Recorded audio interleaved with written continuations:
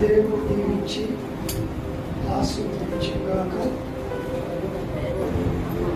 యేసయ్య శరీరాన్ని రక్తమును తీసుకునే ముందు మనలను మనము శుద్ధీకరించుకోవాలి, మనలను మనము కడుక్కోవాలి. మన స్థలానికి వెళ్ళే ముందు మనం ఏం చేస్తామండి? బట్టలు సరిగ్గా ఉన్నాయా, నా చుట్టూ సరిగ్గా ఉందా, అన్నిటినీ రెడీ చేసుకొని ఆ తర్వాత మనం ఏం చేస్తాము? బయట కాలు అడిగి పెట్టి వెళ్తాం. ఇంకొకటి బట్టలు బాగున్నాయా, మాసి ఉన్నాయా అని చూసుకునేసి మనం ఏం చేస్తాము? ఆ ఫంక్షన్కి వెళ్తాం. అలాగనే రేపు యేసయ్య శరీరాన్ని రక్తమును తీసుకునే మనము పరిశోధించుకోవాలి. మనం ఏం చేయాలి? సరి చేసుకోవాలి. యేసయ్య శరీరాన్ని తీసుకునే దానికి నేను పాత్రుడన్నా, యేసయ్య రక్తాన్ని తీసుకునే దానికి నేను పాత్రుడనా అని ఒక్క నిమిషం మనం ఏం చేయాలండి? ఆలోచన చేయాలి. ఆలోచన చేయకుండా చాలా మంది తెగించే వాళ్ళు ఉంటూ ఉంటారు, చాలా మంది తెగించే వాళ్ళు కనపడుతూ ఉంటారు. కనుక నీవు నేను యేసయ్య శరీరాన్ని తీసుకుంటున్న మనము ఎలా ఉండాలంటే శుద్ధీకరించుకునే వారిగా మనం ఉండాలి. బైబిల్లో ఒక వాక్యాన్ని మనం చూద్దామండి. బైబిల్లో ఒక వాక్యాన్ని మనం చూద్దాం. బైబిల్లో చాలా వాక్యాలు ఉన్నాయి. అన్ని వాక్యాలలో యేసయ్య శరీరము, యేసయ్య రక్తము తీసుకున్న వాళ్ళు శరీరానికి సంబంధించిన వారు కాదు. యేసయ్య శరీరాన్ని రక్తాన్ని తీసుకునే వారు ఆత్మకు సంబంధించిన వారు. శారీరకంగా సంబంధిస్తే యేసయ్య శరీరాన్ని రక్తాన్ని మనం ఏం చేయలేము? తీసుకోలేము. ఆత్మకు సంబంధించిన వారిగా మనం గారు ఉన్నట్లయితే యేసయ్య శరీరాన్ని, యేసయ్య రక్తాన్ని మనము తీసుకోగలం. చూద్దామండి.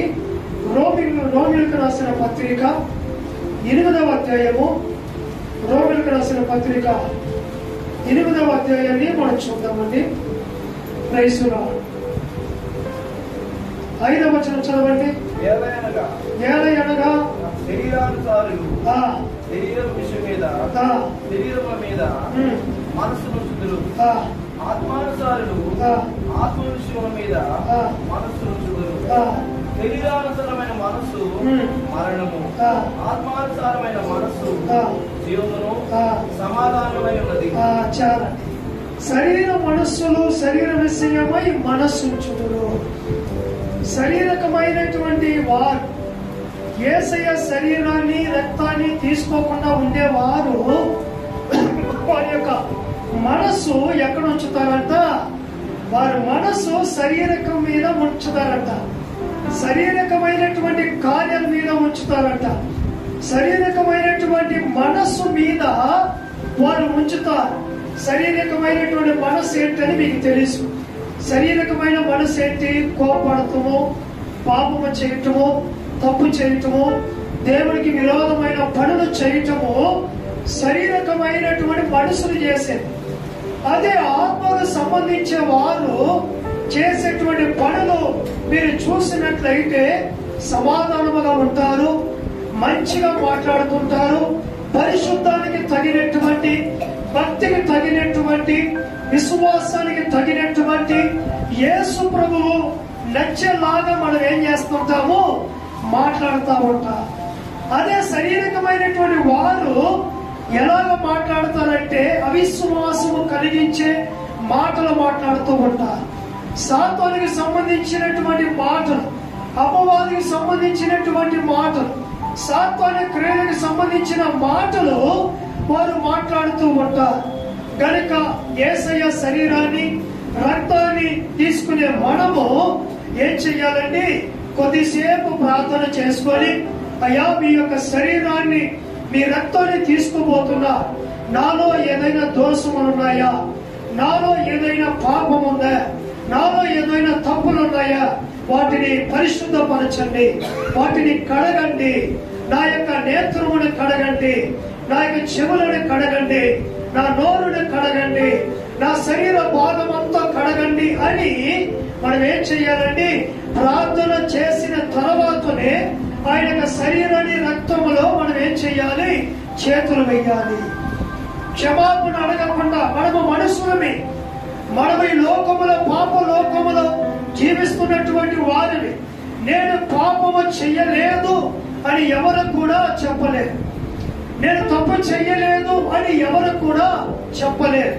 ఎక్కడో ఏదో ఒక విషయంలో నోటి ద్వారా కానీ, చేతుల ద్వారా కానీ, చూపు ద్వారా కానీ, కాళ్ళ ద్వారా కానీ, శరీరం ద్వారా కానీ, హృదయం ద్వారా కానీ, మనసు ద్వారా కానీ మనం ఏం చేస్తుంటామండి? ఖచ్చితముగా తప్పు చేస్తుంటాం, ఖచ్చితముగా పాపం చేస్తుంటాం. బైబిల్ వాక్యం ఉంది, పాపం వలన వచ్చే జీతము మరణం, పాపం వలన వచ్చే జీతము మరణం. పాపం చేసేవారు ఎక్కడో పాపము చేయని, నీతిమంతులు ఇంకా నీతిమంతులుగా ఉండే, యథార్థముగా జీవించేవారు ఇంకా యథార్థముగా జీవించని, కానీ వారికి తగిన జీతము ఏం చేస్తున్నాడు? నాతో పాటు తీసుకొస్తున్నా. పాపం చేసేవారు చేస్తూనే ఉండని, వారికి శిక్ష లేదు, వారు తప్పు చేస్తున్నారని చేస్తూనే ఉంటే, కానీ ఒక్క రోజు ఉంది, ఆ రోజు వారి క్రియలను బట్టి నేను ఏం చేస్తానంట? కూలిని ఇస్తానంట, జీతం ఇస్తానంట. నువ్వు మంచి చేస్తే నీకు మంచి జీతము, నువ్వు చెడు చేస్తే చెడు జీతము నువ్వు అనుభవిస్తా. కనుక ఎవరు చూస్తున్నారో లేదో మనకు తెలియదు, ఎవరు ఎలా ఉన్నారో మనకు తెలియదు. వారిని చూసి మన పరిశుద్ధ జీవితాన్ని మనం ఏం చేసుకోకూడదు? పాడు చేసుకోకూడదు. చాలా మంది ఏం చేస్తుంటారు? వారు అలా ఉన్నారు, నేను ఎలా ఉన్నాడు, వారికంటే నేను బెస్ట్, వారికంటే నేను కరెక్ట్. కానీ వారే అలా ఉండి యేసు శరీరాన్ని అంతాన్ని తీసుకుంటున్నా. కానీ నేను ఏ తప్పు చేయలా, ఏ పొరపాటు చేయలా, నేను ఎందుకు తీసుకోకూడదు అని ఏం చేయకూడదు? గర్వపడి, కోపపడి, వారి మీద అసూయపడి తీసుకోకూడదు. యేసయ్య శరీరాన్ని రక్తాన్ని తీసుకునే మనము ఆయన వలే మారాలి. ఆయన ఆత్ముడు కనుక ఆయన వలే మనము మారి, ఆయన పోలికగా మనం నడుచుకుంటూ, ఆయన వలే మనం జీవిస్తూ ఏం చెయ్యాలండి? యేసయ్య శరీరాన్ని రక్తాన్ని తీసుకునే వారిగా మనం ఉండాలి. ఒకవేళ యేసయ్య శరీరాన్ని రక్తాన్ని తీసుకోకుండా ఉన్న వారికి నిత్య జీవము లేదు. ఎవరైతే ప్రయాసపడి వారి శరీరాలను కాపాడుకొని యేసు ప్రభు కొరకు వారి జీవితాలను త్యాగం చేసి, నేను ఎలాగైనా సరే యేసయ్య శరీరాన్ని రక్తాన్ని తీసుకోవాలి అని ప్రయాసపడి ఆయన శరీరాన్ని రక్తాన్ని తీసుకునే వారికి నిత్య జీవం ఉంది, వారికి మరణము లేదు. దేవుడు వారిని జ్ఞాపకం చేసుకుంటాడు, దేవుడు వారిని గుర్తుంచుకుంటాడు. ఈరోజు నీవు నేను యేసయ్య పోలిక వలె ఉండి, యేసయ్య వలె మారి ఆయన శరీరాన్ని రక్తాన్ని తీసుకునే దానికి సిద్ధపడదా? అందరినీ కళ్ళు మూసి ప్రార్థన చేసుకుందామా? అందరినీ కళ్ళు మూసి ప్రార్థన చేద్దాం. రోమ పట్టణంలో ఉన్నటువంటి సంఘస్థులకు, రోమ పట్టణంలో ఉన్నటువంటి వారికి అపోస్తుడైనటువంటి పౌలు రాస్తూ ఉన్నాడు. ఏమని రాస్తూ ఉన్నాడంటే, మీరు శారీరకంగా కాకుండా ఆత్మీయులుగా మీరు ఉండి ఆత్మీయానుసారమైన పనులు చేయండి. శారీరకమైన మనసు కలిగిన వారు శారీరకమైన వాటి మీద మనసుంచి శారీరకమైన పనులు చేస్తూ ఉంటారు, శారీరకమైన పాపములు చేస్తూ ఉంటారు, శారీరకమైన కార్యాలు చేస్తూ ఉంటారు. కానీ ఆత్మకు సంబంధించిన వారిగా మీరు ఉండండి. ఎందుకంటే యేసు ప్రభుని మీరు బాధ పెట్టరు, యేసు ప్రభుని మీరు దుఃఖ పెట్టరు. ఎందుకంటే ఆత్మకు సంబంధించిన వారు మీరు కాబట్టి ఆయనను సంతోషపెట్టే కార్యాలు మీరు చేస్తారు. ఆయన సంతోషపడే మాటలు మీరు మాట్లాడుతారు.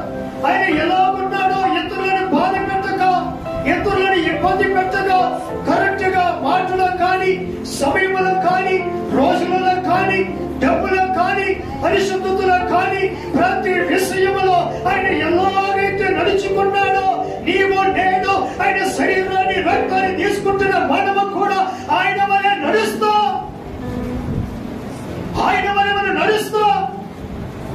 కానీ ఆయన వలె మనము నడవాలంటే, ఆయన వలె మనం జీవించాలంటే, ఆయన యేసయ్య శరీరమును ముట్టాలంటే, ఆయన యేసు ప్రభు రక్తాన్ని తీసుకోవాలంటే ఆత్మకు సంబంధించిన వారికి మనం ఉండాలి. నువ్వెలాగున్నావు డియర్ బ్రదర్ అండ్ సిస్టర్, ప్రియ సహోదరి సహోదరుడా, నువ్వెలా ఉన్నావు? శారీరకమైన మనిషిగా ఉన్నావా? ఆత్మీయమైనటువంటి మనిషిగా ఉన్నావా? శారీరకమైన మనిషి సాతానుడిని సంతోష పెట్టేదానికి కార్యాలు చేస్తుంటాడు. ఆత్మకు సంబంధించిన మనిషి యేసు ప్రభు సంతోషం పడాలని, సంతోషం పెట్టాలని యేసు ప్రభుకి సంబంధించిన పనులు చేస్తూ ఉంటాడు. నీవు ఎవరు? యేసయ్య శరీరాన్ని తీసుకునేదానికి నీవు ఎవరు? యేసయ్య రక్తాన్ని తీసుకునేదానికి నీవు ఎవరు? శారీరకమైన మనిషివే? ఆత్మకు సంబంధించిన మనిషివే? ఆత్మకు సంబంధించిన మనిషివైతే యేసయ్య శరీరాన్ని, యేసయ్య రక్తాన్ని నువ్వు తీసుకుంటా. శారీరకమైనటువంటి మనిషిగా నువ్వు గాను ఉన్నట్లయితే, లోకానికి సంబంధించిన మనిషిగా నువ్వు ఉన్నట్లయితే ఏం చేస్తావండి? యేసయ్య శరీరాన్ని, రక్తాన్ని తీసుకునేందుకు ముందుకు రా. Praise the lord. ప్రార్థన చేసుకుందామా? ప్రార్థన చేసుకుందామా? ప్రార్థన చేసుకుందామా? ప్రార్థన చేసుకుందామా?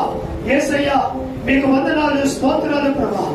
ఈ చక్కటి సాయంకాల వేళ సమయంలో ప్రభా యొక్క శుద్ధీకరణ కూడికలు కలుసుకొని శారీరకమైన మనిషి, ఆత్మకు సంబంధించిన మనిషిని గురించి మీరు మాతో మాట్లాడినందుకే స్తోత్రం ప్రభా.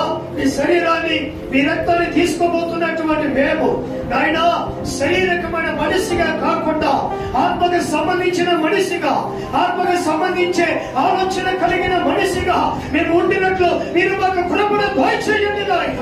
ఏ భావాలు మా దగ్గరికి రాకుండా, మమ్మల్ని ముట్టకుండా మేము ఎప్పుడు పరిశుద్ధముగా జీవించబడినట్లు కృప మీరు మాకు దయచేయండి ప్రభా. బైబిల్లో ఎంతో మంది పరిశుద్ధంగా జీవించారయ్యా.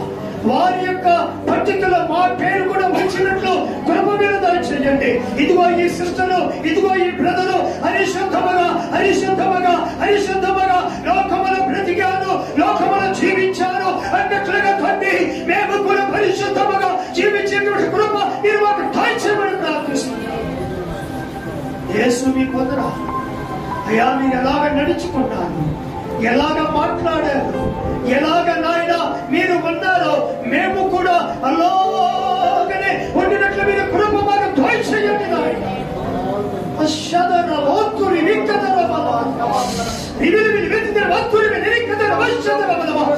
మేము నడుచుకుంటుంటే, మమ్మల్ని చూస్తుంటే ఇదిగో యేసయ్య ఈయనలో ఉన్నాడు అని చెప్పే తండ్రిగా ప్రభా మేము మారినట్లు మీరు మా మీద కృపను ఉంచండి నాయన. మేము మారినట్లు మాకు దయ మీరు దయచేయమని ప్రార్థిస్తున్నాం.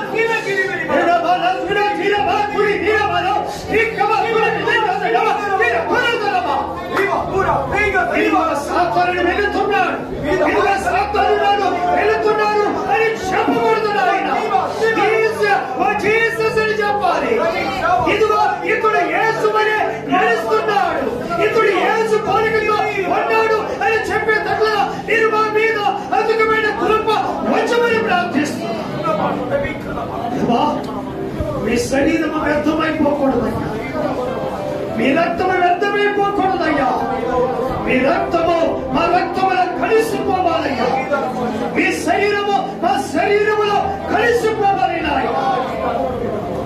మీ శరీరాన్ని తీసుకుంటున్నా మా శరీరము ఆత్మీయ శరీరముగా మారిపోవాలి. ఆత్మ మనసు కలిగిన శరీరముగా మారాలి నాయన. అటు కృప మీరు మాకు దయచేయండి. రాక వెనకబడిన బిడ్డలతో మాట్లాడు. మరొకసారి వచ్చి మీ శరీరాన్ని, రక్తాన్ని తీసుకునే దానికి కృప వారికి నిండుగా మీరు దయచేయండి. వచ్చిన ప్రతి బిడ్డను మీరు ఆశీర్వదించండి. వచ్చిన ప్రతి బిడ్డను మీరు దీవించండి. గొప్ప కార్యాలు మీరు చేయమని యేసుక్రీస్తు బలమైనటువంటి నామములో ప్రార్థించి అడిగి వేడుకుంటున్నాము తండ్రి. ఆమేన్. నా ప్రాణమా యెహోవాను స్తుతించుము, నా తలవ సమస్తమైన పరిశుద్ధ నామమును స్తుతించుము.